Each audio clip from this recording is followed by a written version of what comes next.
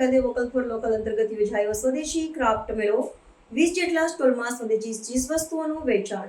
વડાપ્રધાન નરેન્દ્રભાઈ મોદીના સ્વદેશી અપનાવવાના આહવાનને અનુસરતા નડિયાદ મહાનગરપાલિકા દ્વારા ઇફકોવાળા હોલ નડિયાદ ખાતે વોકલ ફોર લોકલ અંતર્ગત સ્વદેશી ક્રાફ્ટ મેળાનું સુંદર આયોજન કરવામાં આવ્યું છે.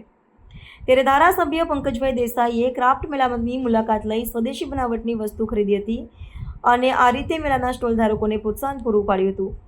ધારાસભ્યએ જણાવ્યું હતું કે સ્વદેશી ચીજવસ્તુઓના વેચાણથી આપણા દેશનું નાણું દેશમાં જ રહે છે, લોકોને રોજગાર મળે છે અને આ રીતે દેશનું અર્થતંત્ર વધુ મજબૂત બને છે. ત્યારે નડિયાદ મહાનગરપાલિકા દ્વારા ઇફકોવાળા હોલ ખાતે આયોજિત સ્વદેશી ક્રાફ્ટ મેળાની મુલાકાત લઈ સ્વદેશી વસ્તુઓની ખરીદી કરવા ધારાસભ્યએ અપીલ કરી હતી.